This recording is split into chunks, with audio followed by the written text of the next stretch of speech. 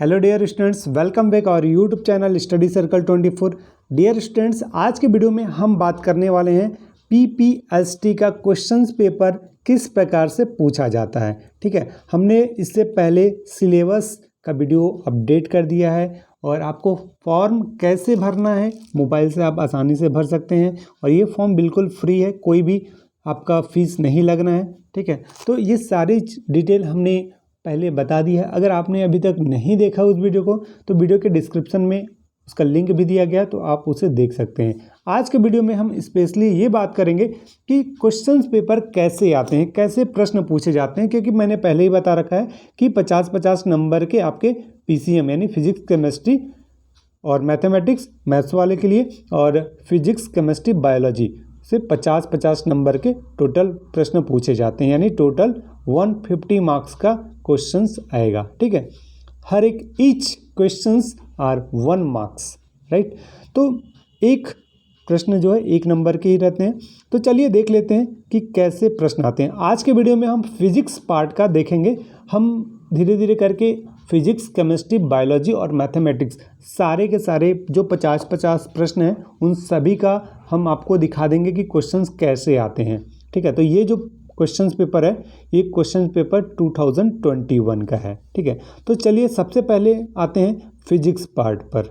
ठीक है, पार्ट 1 जो है आपका ये फिजिक्स है, हम इसके आंसर भी आपको बताएंगे, राइट। तो चलिए देख लीजिए, सबसे पहला प्रश्न आप देख सकते हैं, यहाँ पास प्रश्न दिया हुआ है आपके पास। उससे पहले यदि आप चैनल पर नए हैं तो इसी प्रकार का लेटेस्ट वीडियो पाने के लिए और पीईटी और पीपीएसटी से रिलेटेड आपको क्वेश्चन पेपर से रिलेटेड और साथ ही उसकी जानकारी के लिए आप हमारे साथ जुड़े रहें। चलिए देखते हैं आगे। यहाँ प्रश्न देखेंगे हम। आपके पास क्वेश्चन नंबर 1 है, आप देख सकते हैं। A soap bubble of radius r1 and another soap bubbles of radius r2 is greater than r1 are brought together so that they have common interface the radius of the interfaces। ठीक है, तो ये आपके पास question है कि r1 त्रिज्या के साबुन के एक बुलबुले को एक अन्य त्रिज्या r2 त्रिज्या के साबुन के बुलबुले जिसमें कि r2 का मान यानी दूसरे वाले त्रिज्या का मान क्या है, अधिक है, इतने पास लाया जाता है कि उनकी उभयनिष्ठ परिसीमा 1 हो जाए, तब उस उभयनिष्ठ परिसीमा की त्रिज्या क्या होगी। यहाँ रेडियस पूछा है। ठीक है, यहाँ पास साबुन के 2 बुलबुले हैं। ठीक है, यानी 2 क्या हैं, बबल्स हैं, राइट। एक का जो रेडियस दिया हुआ है वो क्या है, r1 और दूसरे का रेडियस दिया हुआ है r2। ठीक, जिसमें कि ये बताया गया r2 is greater than r1 बताया गया है, राइट। उन दोनों का कॉमन परिसीमा 1 हो जाए तब इस उभयनिष्ठ परिसीमा की त्रिज्या आपको बताना है। ठीक है, तो इस प्रकार से अगर ये दोनों बबल की जो कॉमन परिसीमा है वो 1 हो जाए तो उसका त्रिज्या आपको बताना है। तो इसका करेक्ट आंसर हो जाएगा ऑप्शन नंबर डी। ठीक है, r1 into r2 upon r2 minus r1, correct. Next question देखते हैं, क्वेश्चन नंबर 2। क्वेश्चन नंबर 2 है आपके पास, नियत ताप पर किसी गैस का आयतन 5% डिक्रीज करने पर। ठीक है, क्या करेंगे हम, यहाँ डिक्रीज करेंगे, डिक्रीज करने के लिए दाब कितना होगा। ठीक है, तो इसका करेक्ट आंसर हो जाएगा, आप देख सकते हैं आपके पास ऑप्शन है 5.26%, 5.26% इंक्रीज होना चाहिए, पहले वाले में घटना चाहिए, है ना, डिक्रीज होना चाहिए, और थर्ड में दिया 10% डिक्रीज होना चाहिए और 10% इंक्रीज होना चाहिए। ठीक है, तो इस प्रकार से इसका करेक्ट आंसर अगर हम बात करें, जो गैस का जो आयतन है 5% के लिए और इसका जो प्रेशर दिया हुआ है, तो उसके लिए इसका जो करेक्ट आंसर होगा वो होगा 5.26 इंक्रीज होगा। ठीक है, 5.26 इंक्रीज होगा, राइट। ओके, नेक्स्ट क्वेश्चन देखिए, question number 3। An ideal gas is compressed to half its initial volume by means of several process. Which of the process result in the maximum work done on the gas? ठीक है, तो इसका अगर आप देखें तो आपके पास ऑप्शन है एडियाबैटिक, आइसोबैरिक और आइसोथर्मल। तो यहाँ से आप देख सकते हैं जो आपके पास ये 4 प्रोसेस हैं। एक आइडियल जो गैस है ये एक्चुअली में ये 4 प्रोसेस में होता है, ठीक है। इस प्रकार का आपने 11th में पढ़ा भी होगा कि जो P और V के बीच जो आरेख हम बनाते हैं, ठीक है, इस प्रकार से। तो यहाँ से आपका स्टार्ट होता है, राइट, समआयतनिक, समदाबिक, रुद्धोष्म प्रक्रम और समदाबिक प्रक्रम, ठीक है। तो इस प्रकार से ये 4 प्रक्रम होते हैं। ये P और V के बीच, P और V के बीच ये आपके पास एक ग्राफ को ड्रॉ करके हम बनाते हैं, ठीक है। जिस बिंदु से ये स्टार्ट होता है उसी बिंदु पर लास्ट ये साइक्लिक ऑर्डर में कंप्लीट हो जाता है। ये B, ये C और ये D पॉइंट, राइट। तो इसके लिए अगर हम देखें तो इसका जो करेक्ट आंसर होगा ये आपके पास वो प्रक्रम कौन सा होगा, ऐसा अगर कार्य अधिकतम होता है तो वो रुद्धोष्म प्रक्रम होता है, क्योंकि इसमें वो बढ़ेगा, ठीक है। किया गया जो कार्य होगा वो इंक्रीज होता है इस पे, राइट। तो इसका करेक्ट आंसर याद रखिएगा एडियाबैटिक प्रोसेस होता है, राइट। चलिए नेक्स्ट क्वेश्चंस देखते हैं। ये वीडियो कुछ हो सकता है लंबी हो जाए, लेकिन आप पूरा अंत तक देखिए। आज के वीडियो में हम 25 क्वेश्चंस हम आपको बताएंगे जिससे कि आप अच्छे से उसको समझ सकें, ठीक है। नेक्स्ट क्वेश्चन देखिए, एक ध्वनि स्रोत जिसकी आवृत्ति 790 हर्ट्ज है, एक स्थिर श्रोता 15 मीटर पर सेकंड की गति से दूर जा रहा है, स्थिर श्रोता के लिए ध्वनि की आवृत्ति कितनी होगी, ठीक है। ये भी 11th का ही क्वेश्चन है। ध्वनि की चाल दिया हुआ है, कितना दिया हुआ है स्पीड, 340 मीटर पर सेकेंड दिया हुआ है, ठीक है।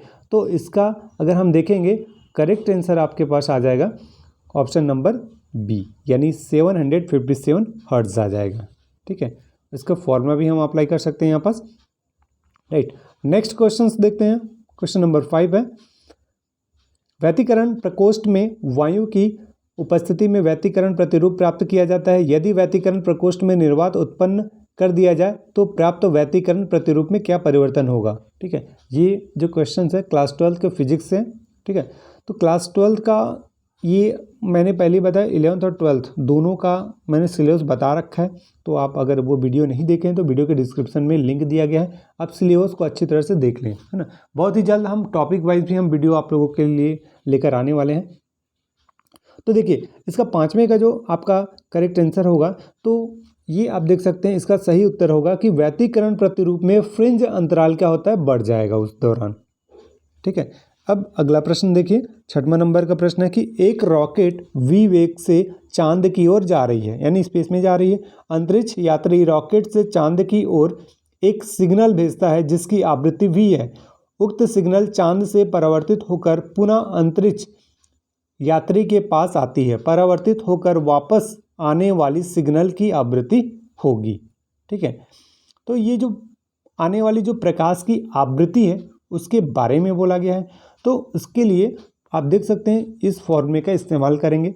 c यहाँ पास क्या है, प्रकाश, ठीक है, प्रकाश की चाल, और v प्रकाश का वेग, ठीक है। c क्या है यहाँ पास, याद रखिएगा स्पीड ऑफ लाइट, और v velocity of light, right.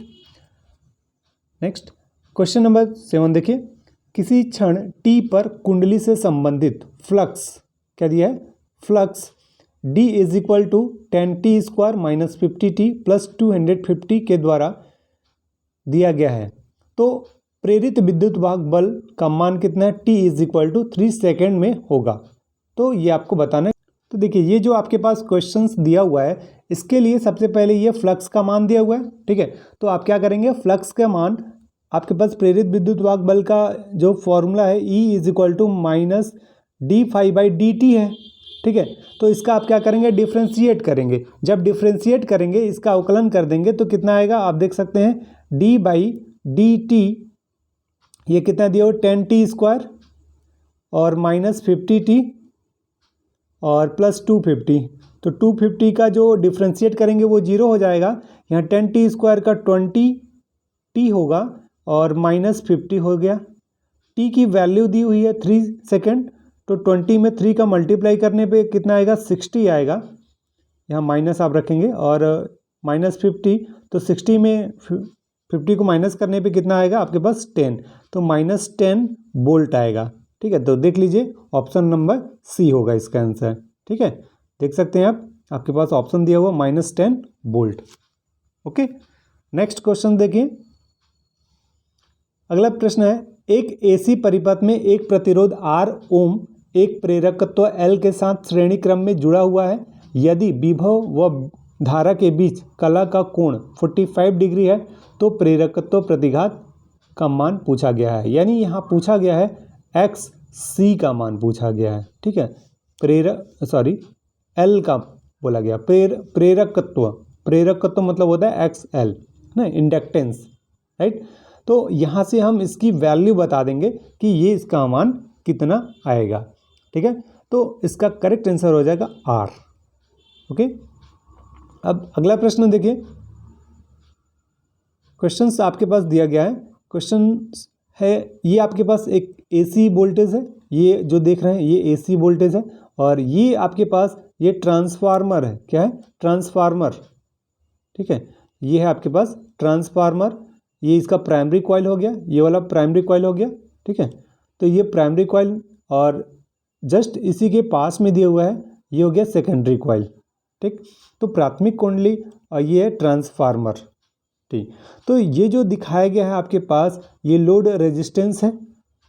C और D के बीच में क्या जुड़ा हुआ है? लोड रेजिस्टेंस, यानी उसको हम बोलते हैं लोड प्रतिरोध बोलते हैं। तो ऊपर दिखाए परिपथ में लोड प्रतिरोध RL के सिरों पर निर्गत वेव फॉर्म होगा। निर्गत है ना, तो एक इनपुट इस प्रकार से होता है, ओके, और आउटपुट कैसा होगा? आउटपुट यहाँ से इस प्रकार से होता है, ठीक है। तो अपने को यही बताना है कि निर्गत वेव फ्रॉम कौन सा होगा, तो इसका करेक्ट आंसर ये वाला होगा, ठीक है। आउटपुट के लिए बताना है तो ऑप्शन नंबर बी, ओके। एक ही और इसमें धारा बहेगी। नेक्स्ट, अब अगला प्रश्न देख लीजिए। अगला प्रश्न है आपके पास क्वेश्चन नंबर 10, PN संधि के निकट आवेश घनत्व व दूरी के बीच का वक्र होगा। तो आपको बताना है ये किस टाइप का ये वक्र होगा, ठीक है। किसके बीच? PN संधि के निकट, यानी पास वाले में, है ना। तो इसका करेक्ट आंसर आपके पास ये वाला होगा, ठीक है। ये PN ये आवेश घनत्व और ये दूरी के लिए, तो इस प्रकार से ये करेक्ट आंसर ये हो गया। नेक्स्ट क्वेश्चन है, कंपन चुंबकत्व मापी का उपयोग तुलना करने में किया जाता है, किस में किया जाता है ये आपको यहाँ बताना है। तो इसका करेक्ट आंसर अगर हम देखें तो ये दिया है चुंबकीय क्षेत्र के लिए वाइब्रेशन जो मैग्नेटोमीटर है इज़ यूज्ड फॉर कंपेयरिंग। तो मैग्नेटिक एक्सिस के लिए भी किया जाता है, यानी मैग्नेटिक फील्ड के लिए, फिर पृथ्वी के क्षेत्र के लिए यानी अर्थ फील्ड, और चुंबकीय आघूर्ण यानी मैग्नेटिक मोमेंट। तो इन तीनों के लिए किया जाता है। तो इसका करेक्ट आंसर हो जाएगा ऑल ऑफ द अबव, उपरोक्त सभी, ठीक है। नेक्स्ट क्वेश्चंस देखिए, क्वेश्चन नंबर 12 देखिए, 400 किलो वोल्ट ऊर्जा वाला अल्फा कण, है ना, लेड दिया हुआ है जिसका एटॉमिक नंबर 82 है, के नाभिक पर बम वर्षक के रूप में आरोपित किया जाता है। अल्फा कण के प्रकीर्णन के लिए नाभिक से न्यूनतम दूरी होगी, ठीक है। तो न्यूनतम दूरी इसका कितना होगा? यहाँ से आप देख सकते हैं 5.9 × 10⁻13 मीटर, ठीक है। ये इसका करेक्ट आंसर हो जाएगा। नेक्स्ट क्वेश्चन नंबर 13 देखिए। क्वेश्चन नंबर 13 का देखिए कि ये जो एक ग्राफ दिया हुआ है, ठीक है, एक आपके पास ग्राफ दिया हुआ है, यहाँ से आप देख सकते हैं। तो आप जो ग्राफ देख रहे हैं यहाँ पास टाइम के लिए भी दिया हुआ है, ठीक है, और ये सक्रियता यानी एक्टिविटी इसका दिया हुआ है, टाइम और एक्टिविटी। तो इसमें दिखाए अनुसार समय एवं रेडियो एक्टिव पदार्थ की सक्रियता को क्रमशः x और y अक्ष के अनुदिश दिखाया गया है। पदार्थ की सक्रियता का समय के साथ परिवर्तन के लिए वक्र के अनुसार होगा। तो आपको बताना है किस प्रकार से होगा। यहाँ दिया हुआ है एक स्ट्रेट लाइन के लिए दिया हुआ है, ये कर्व दिया हुआ है, ठीक है, चौथे नंबर पे, और ये भी कर्व दिया हुआ है, और ये भी एक स्ट्रेट लाइन है, ठीक है। तो इस प्रकार से किस प्रकार का आपको बताना है कि कर्व होगा। तो इसका जो आप आंसर देख रहे हैं आंसर नंबर बी होगा, यानी जो दूसरा नंबर का दिया हुआ है ये कर्व दिया हुआ है, ठीक है, तो वही इसका आंसर होगा, ठीक है। तो वक्र कैसा होगा? कर्व होगा एक, ठीक है। नेक्स्ट अगला प्रश्न देखिए। प्रश्न है, एक नए बने रेडियो एक्टिव पदार्थ अर्ध आयु 2 घंटे दिया है, से विकिरण रेडिएशन की तीव्रता अनुमत सुरक्षित लेवल के 64 गुना है। इस स्रोत से सुरक्षित रूप में कार्य करने के लिए लगने वाला न्यूनतम समय आपको बताना है। ठीक है, तो जो न्यूनतम समय होगा ये लगभग कितना होगा, ये 12 घंटे होगा। ठीक है, ओके। तो नेक्स्ट क्वेश्चन देखिए, एक सेल क्रमशः 110 सेंटीमीटर और 100 सेंटीमीटर के विभव मापी तार के विरुद्ध संतुलित कर सकता है जब परिपथ खुला एवं जब परिपथ 10 ओम प्रतिरोध के द्वारा शॉर्ट सर्किट हो तो सेल का इंटरनल रेजिस्टेंस आपको बताना है कि सेल का इंटरनल रेजिस्टेंस है वो कितना होगा। ठीक है, तो सेल का दैट टाइम इंटरनल रेजिस्टेंस कितना होगा वो आप क्या करेंगे, यानी 110 में 100 को आप माइनस करेंगे, 100 आएगा। फिर जब आप शॉर्ट कर इसका सेल का आंतरिक प्रतिरोध बोला है तो जब दोनों को डिवाइड कर देंगे 10 आउट ऑफ 10 तो कितना आएगा आपके पास, 1 आएगा। ठीक है, तो ये 1 ओम आएगा फिर उसका आंसर। राइट, नेक्स्ट देखिए,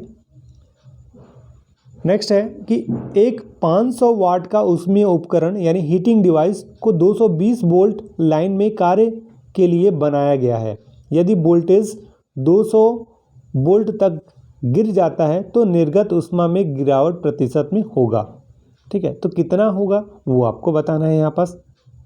ठीक है, तो आप देख सकते हैं क्या क्या दिया हुआ है, 30.26%, 21.36%, 17.36%। ठीक है, तो इसका अगर हम देखें तो इसका जो करेक्ट आंसर होगा वो सी नंबर होगा। ठीक है, आपको ये फॉर्मूले से बनाना है। ठीक है, हम आने वाले समय में जब हम टॉपिक वाइज बताएंगे तो ये टॉपिक को भी हम डिटेल करेंगे आप लोग के लिए। ठीक है, नेक्स्ट देखिए, 2 लंबे समांतर तार, ये क्लास 12 के फिजिक्स का है। 2 लंबे समांतर तार P और Q को एक दूसरे से 5 मीटर की दूरी पर रखा गया है। ठीक है, यानी ये मान लीजिए ये 2 तार हैं।